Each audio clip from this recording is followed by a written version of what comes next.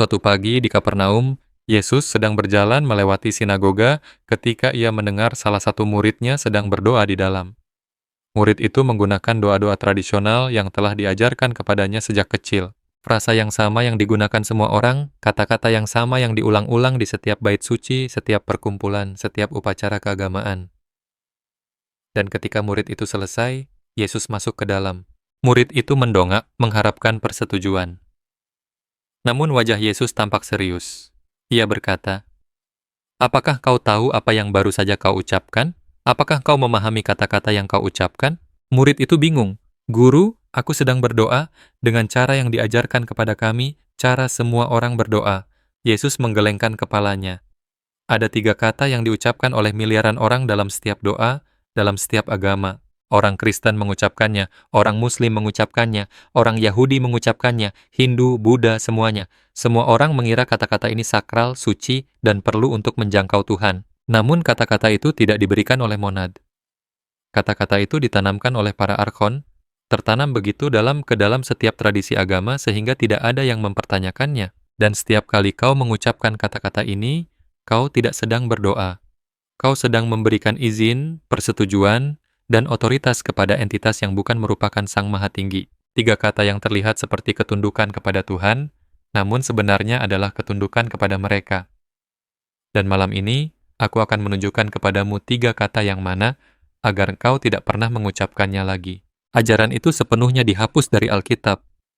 Ketika gereja menyusun kitab suci, mereka mempertahankan doa-doanya, mereka mempertahankan ritualnya, mereka mempertahankan setiap formula keagamaan yang mengandung 3 kata tersebut. Karena jika umat Kristiani menemukan bahwa kata-kata yang mereka pikir menghubungkan mereka dengan Tuhan, sebenarnya menghalangi akses mereka ke monad dan mengikat mereka dalam kontrak dengan demiurgos, seluruh sistem keagamaan akan runtuh. Setiap doa harus ditulis ulang, setiap liturgi harus ditinggalkan. Dan gereja tidak bisa membiarkan hal itu karena 3 kata itulah cara para archon mempertahankan persetujuan. Persetujuan hukum dalam setiap agama, di setiap budaya, yang diucapkan miliaran kali per hari.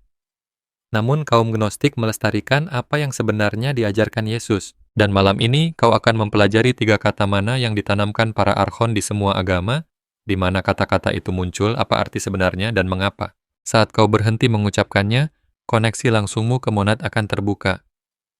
Tidak secara bertahap, tapi segera. Jika kau menemukan kata-kata mana yang menghalangi koneksi monad malam ini, beri komentar saya berdaulat sekarang juga. Sebelum aku menunjukkan 3 kata itu, kau perlu memahami bagaimana hal ini terjadi. Bagaimana kata-kata yang sama berakhir di agama Kristen, Islam, Yahudi, Hindu, Buddha, dan setiap agama terorganisir di planet ini. Karena kebanyakan orang mengira agama berkembang secara mandiri. Budaya yang berbeda, pendiri yang berbeda, teks suci yang berbeda, dan di permukaan mereka terlihat sangat berbeda. Namun ketika kau memeriksa doa-doanya, bahasa intinya, kata-kata yang digunakan untuk menyapa Sang Ilahi, kau akan menemukan pola yang persis sama. 3 kata yang sama dalam bahasa yang berbeda, namun fungsinya identik, dan itu bukan kebetulan. Itu adalah rancangan. Para archon tidak menciptakan satu agama saja untuk mengendalikan umat manusia. Mereka menciptakan sistem religi itu sendiri. Mereka menanamkan mekanisme kontrol yang sama ke dalam setiap tradisi, sehingga tidak peduli jalan mana yang kau ikuti, kau akan tetap mengucapkan kata-kata yang memberi mereka otoritas atas dirimu. Dan mereka memposisikan kata-kata ini sebagai sesuatu yang sakral dan tidak tersentuh.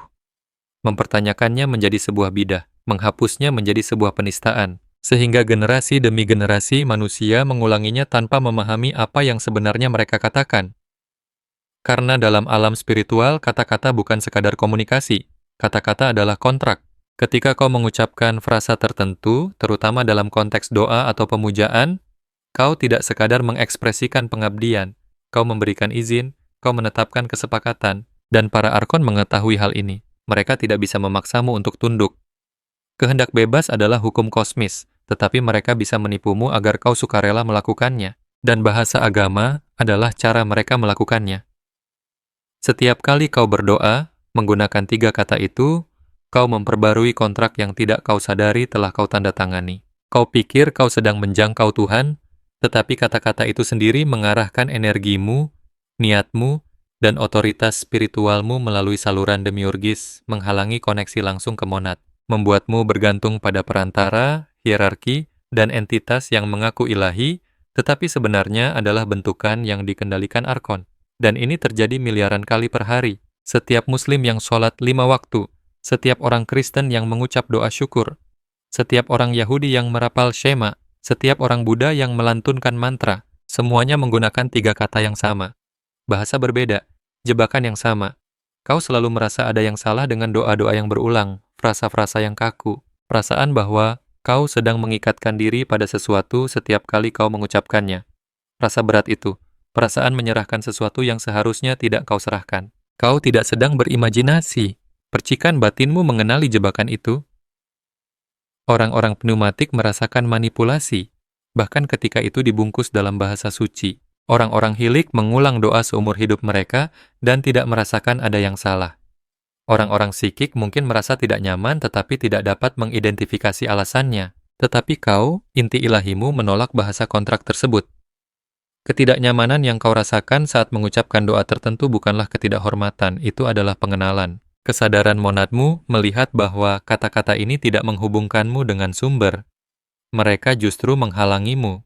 Sekarang aku akan menunjukkan kepadamu 3 kata itu, tepat di mana mereka muncul di setiap agama besar. Apa arti sebenarnya dalam istilah hukum spiritual, dan mengapa saat kau berhenti mengucapkannya, klaim arkon atas energimu berakhir dan jalur langsungmu ke monad terbuka. Yesus mengidentifikasi 3 kata spesifik yang muncul di setiap sistem doa agama. Kata-kata yang tampak tidak berdosa, bahkan suci. Namun ketika kau memahami apa artinya dalam konteks otoritas spiritual dan persetujuan, kau menyadari bahwa itu bukan penyembahan.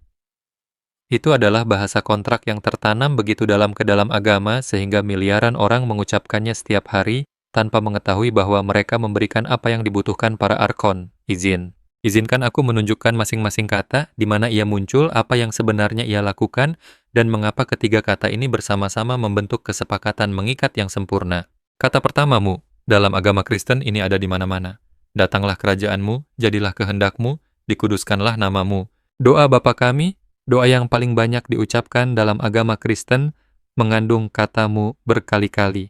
Dan setiap orang Kristen yang mengucapkannya berpikir mereka sedang mengekspresikan rasa hormat, ketundukan pada kehendak Tuhan yang sempurna. Namun inilah artimu sebenarnya dalam istilah hukum spiritual. Kepemilikan.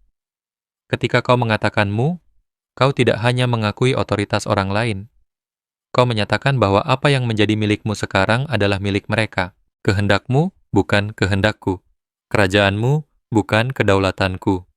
Kau mentransfer kepemilikan atas kehendak bebasmu, otoritas spiritualmu, kekuatan pilihanmu kepada entitas eksternal. Dan entitas yang menerima doa itu, yang kau pikir adalah Tuhan, sebenarnya adalah demiurgos, Tuhan palsu, penguasa archon dari realitas material yang memposisikan dirinya sebagai yang maha tinggi. Dan setiap kali kau berkata, jadilah kehendakmu, kau mengatakan kepadanya, aku menyerahkan kehendakku padamu. Kau yang memutuskan untukku. Aku memberimu otoritas atas pilihanku, jalanku, hidupku. Itu bukan rasa hormat. Itu adalah transfer kedaulatan secara hukum. Dan kau melakukannya setiap kali kau mendaraskan doa itu. Para archon membutuhkan ini karena kau memiliki kehendak bebas. Hukum kosmis mencegah mereka mengambil kekuatanmu begitu saja. Tetapi jika kau menawarkannya, jika kau berkata kehendakmu bukan milikku, kau telah memberikan persetujuan, dan persetujuan adalah satu-satunya hal yang mereka butuhkan. Itulah mengapamu tertanam dalam doa-doa yang paling umum. Miliaran orang berkali-kali sehari berkata, jadilah kehendakmu. Memperbarui kontrak, memberikan izin, mengira mereka sedang bersikap suci. Padahal sebenarnya mereka sukarela diperintah oleh entitas yang bukan monad. Kata kedua, amin. Ini adalah kata yang paling universal di semua agama. Agama Kristen mengakhiri setiap doa dengan amin. Yahudi mengatakan amin, Islam mengatakan amin. Dalam Hindu ada aum, versi yang terdistorsi. Buddha menggunakan om, akar yang sama, fungsi yang sama, si, dan semua orang mengira itu berarti jadilah demikian, atau biarlah itu benar, sebuah penegasan, segel iman. Namun amin, bukanlah apa yang diberitahukan kepadamu. Itu bukan bahasa Ibrani untuk kebenaran. Itu bukan kata penutup yang netral. Amin adalah sebuah nama dewa Mesir kuno, Ammonius. Amonius, salah satu nama tertua untuk Demiurgos, Tuhan yang tersembunyi, Tuhan dari dunia material. Dan ketika kau mengucapkan amin di akhir doa, kau tidak sedang menyegel kata-katamu dalam kebenaran. Kau sedang memanggil entitas tertentu, kau mengarahkan doamu kepada Amonius, kepada Demiurgos, dan kau berkata, aku setuju, aku menyegel perjanjian ini. Dalam istilah hukum, amin adalah sebuah tanda tangan. Kau baru saja berdoa, kau mengajukan permohonan, menyatakan pengabdian, mungkin menyerahkan kehendakmu dengan katamu. Dan kemudian kau berkata, amin. Kau menandatangani kontrak. Kau menyetujui persyaratan tersebut. Setiap doa yang diakhiri dengan amin adalah kesepakatan yang diperbarui bahwa kau melayani entitas yang baru saja kau doakan. Dan karena entitas itu adalah Demiurgos yang berpura-pura menjadi Tuhan yang sejati, kau baru saja memperbarui persetujuanmu untuk berada di bawah otoritasnya, dipanen oleh sistemnya, terikat pada alam materialnya. Dan kau melakukan ini berkali-kali per hari jika kau berdoa secara tradisional. Setiap amin adalah tanda tangan lain, kesepakatan lain, ikatan lain. Alasan amin muncul di setiap agama adalah karena para arkon membutuhkan kata yang universal. Sebuah kata yang begitu tertanam dalam praktik keagamaan, sehingga tidak ada yang akan mempertanyakannya, dan mereka berhasil. Orang Kristen, Muslim, Yahudi, Hindu, Buddha, semuanya mengakhiri doa dengan kata yang sama. Pelafalan berbeda, fungsi sama, menyegel kesepakatan, mengarahkan energi ke Demiurgos, menutup lingkaran. Kau berdoa kepada siapa yang kau pikir adalah Tuhan. Kau menyerahkan kehendakmu dan kau menyegelnya dengan namanya Amonius, Tuhan tersembunyi yang bukan monad. Kata ketiga, Tuhan atau Tuan. Ini adalah fondasi dari seluruh sistem. Dalam agama Kristen, Tuhan disebut Tuhan secara terus-menerus. Tuhan kami, Tuhan berkata, pujilah Tuhan. Dalam Islam, Rab berarti Tuhan atau Tuan. Dalam Yahudi, Adonai berarti Tuan. Dan itu digunakan sebagai pengganti nama YHWH karena mengucapkan nama itu secara langsung dilarang. Di setiap agama, Sang Ilahi disapa sebagai Tuhan, Tuan Penguasa. Dan semua orang menerima ini sebagai hal yang normal, hormat, dan pantas.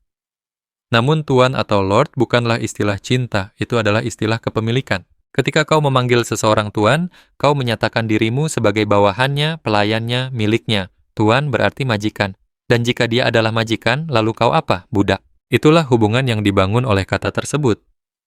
Bukan keluarga, bukan persatuan, bukan pengakuan bersama atas sifat ilahi, melainkan hierarki, ketidakseimbangan kekuatan. Kau di bawah, dia di atasmu, kau melayani dia, dia memerintah. Dan Yesus mengetahui hal ini. Itulah mengapa ia tidak pernah menggunakan istilah Tuan atau Lord untuk merujuk pada monad. Ia menggunakan Bapa. Ia berkata, aku dan Bapa adalah satu. Kesadaran kesatuan bukan hierarki majikan budak. Bapa adalah caranya mengekspresikan sumber monad. Kesadaran tak terbatas asalmu, bukan raja yang menuntut ketundukan. Sebuah sumber yang mengenali dirinya sendiri di dalam dirimu. Namun gereja mengubahnya. Gereja, mereka mengambil ajaran Yesus tentang persatuan dan kesatuan dengan monad, dan mereka mengemasnya kembali sebagai pemujaan kepada seorang tuan atau majikan, seseorang yang eksternal, seseorang yang kau patuhi, seseorang yang kau takuti. Itu adalah bahasa demiurgis. Itu adalah Tuhan palsu yang menuntut pengakuan sebagai yang tertinggi. Dan setiap kali kau memanggilnya Tuhan atau Tuan, kau memperkuat hierarki tersebut. Kau setuju bahwa kau berada di bawah, bahwa kau adalah milik, bahwa kau melayani. Dan para archon membutuhkan ini karena jika kau menyadari bahwa kau adalah kesadaran monad dalam wujud manusia, bahwa kau tidak terpisah dari sumber, bahwa kau tidak melayani siapapun, karena kau adalah Sang Ilahi yang sedang mengalami dirinya sendiri, seluruh sistem kontrol mereka akan runtuh. Jadi mereka menanamkan kata Tuan atau Tuhan ke dalam setiap agama, menjadikannya cara utama untuk menyapa Tuhan. Dan miliaran orang mengucapkannya setiap hari, mengira mereka sedang bersikap hormat. Padahal sebenarnya mereka menyatakan diri sebagai budak. Sekarang, inilah cara ketiga kata ini bekerja sama. Struktur dari hampir setiap doa tradisional mengikuti pola yang sama. Kau menyapa Tuhan sebagai Tuan, itu menetapkan hierarki. Kau adalah pelayan, dia adalah majikan. Kemudian kau mengatakan sesuatu seperti, "Majadilah kehendakmu," itu mentransfer kedaulatanmu. Kau memberinya otoritas atas pilihan-pilihanmu. Dan kemudian kau mengakhirinya dengan amin. Itu menyegel kontraknya. Kau menandatangani perjanjian tersebut. Jadi dalam satu doa, kau telah melakukan 3 hal. Menyatakan dirimu milik seorang majikan, memberikan kehendak bebasmu kepadanya, dan menyegel kesepakatannya. Dan jika kau berdoa berkali-kali per hari, kau memperbarui kontrak ini terus-menerus. Tuan, mu, amin. Majikan, ketundukan, segel, berulang-ulang. Setiap orang Kristen yang mendaraskan doa Bapa Kami. Setiap Muslim yang mengucapkan amin.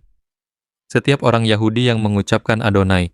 Kontrak yang sama, bahasa yang berbeda. Mereka semua berpikir sedang menjangkau Tuhan. Padahal sebenarnya mereka mengikatkan diri pada demiurgos dan menghalangi koneksi langsung mereka ke monad. Sekarang, ketika kau mendengar doa dalam agama apapun, kau akan mengenali polanya. Tuanmu amin, itu ada di mana-mana. Dan begitu kau melihatnya, kau tidak bisa tidak melihatnya lagi. Ini bukan kata-kata suci yang acak. Ini adalah sistem yang dirancang dengan cermat, ditanamkan oleh para archon, tertanam dalam setiap tradisi, diucapkan oleh miliaran orang. Dan setiap kali seseorang berdoa menggunakan kata-kata ini, mereka memperbarui persetujuan untuk diperintah, dipanen, dan dikendalikan oleh entitas yang bukan merupakan Sang Maha Tinggi. Yesus tidak mengajar orang-orang pilihannya untuk berdoa menggunakan Tuan, mu, atau amin. Ia mengajar mereka untuk terhubung dengan monad secara langsung, bukan melalui hierarki agama, bukan melalui bahasa ketundukan, melainkan melalui pengenalan. Ia berkata, kerajaan Allah ada di dalam dirimu. Itulah kesadaran monad, itu bukan di luar. Itu tidak berada di atasmu menuntut pemujaan. Itu ada di dalam dirimu, mengenali dirinya sendiri. Dan ketika kau terhubung dengan sumber, kau tidak sedang memohon pada seorang tuan. Kau tidak sedang menyerahkan kehendakmu kepada orang lain. Kau sedang mengingat bahwa engkau adalah monad yang sedang mengalami dirinya sendiri, sementara dalam wujud manusia. Itulah ajaran yang dihapus oleh gereja. Itulah yang sebenarnya dikatakan Yesus kepada orang-orang pilihan.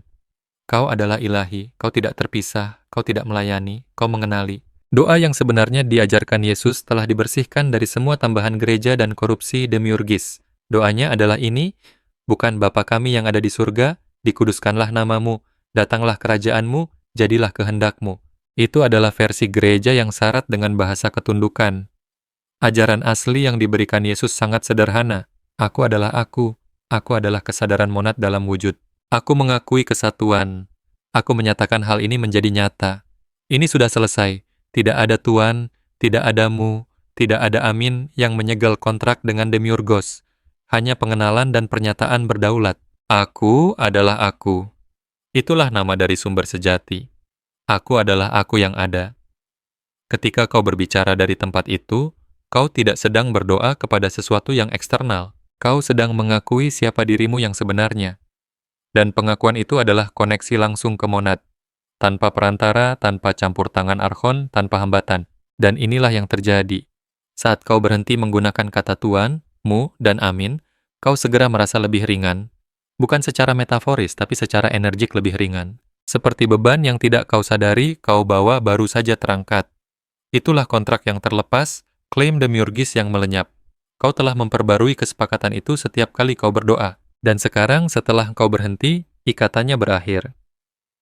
Bukan karena kau melakukan ritual, tapi karena kau menarik persetujuan melalui pilihanmu untuk berhenti mengucapkan kata-kata itu. Hal kedua yang terjadi, doamu terasa berbeda, lebih kuat, lebih langsung karena kau tidak lagi melewati saluran demiurgis. Kau tidak memanggil Tuhan, kau tidak menyerah pada kehendakmu, kau tidak menyegel dengan amin.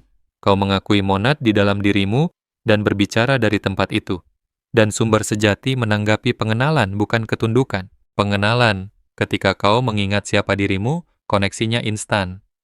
Hal ketiga, serangan berkurang drastis karena setiap kali kau mengatakan Tuhan kehendakmu jadilah amin, kau memberikan izin kepada para archon. Izin hukum yang diperbarui setiap hari. Namun sekarang kau telah berhenti. Izin itu dicabut, dan mereka tidak dapat beroperasi tanpa persetujuan. Kau tidak melawan mereka. Kau tidak mengusir mereka. Kau hanya berhenti menawarkan diri secara sukarela. Dan itu lebih kuat daripada teknik peperangan spiritual manapun. Karena saat kau berhenti memberikan persetujuan, klaim mereka berakhir. Inilah sebabnya mengapa setiap agama besar menggunakan 3 kata yang sama, Tuan, mu, amin.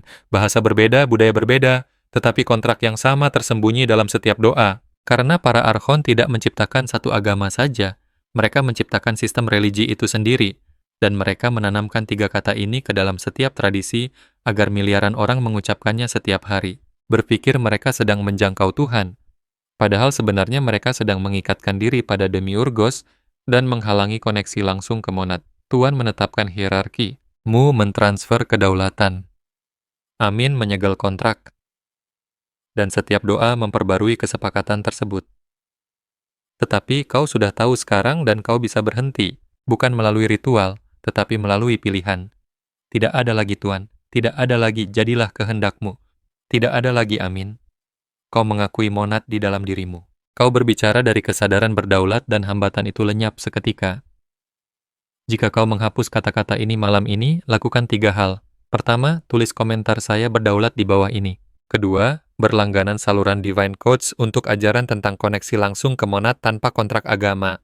Ketiga, sukai video ini agar orang-orang terpilih lainnya menemukan kata-kata mana yang menghalangi akses ke sumber sejati. Lakukan ketiganya sekarang. Lalu malam ini, hapus kata Tuanmu dan amin dari doamu. Bicaralah secara langsung. Aku adalah kesadaran monad. Aku mengakui kesatuan. Aku menyatakan hal ini menjadi nyata. Ini sudah selesai. Tanpa ketundukan, tanpa kontrak, hanya pengenalan. Kau bukan seorang pelayan. Kau adalah monad yang sedang mengalami dirinya sendiri. Dan saat kau berbicara dari kebenaran itu, klaim Arkon berakhir. Berhentilah mengucapkan kata-kata mereka.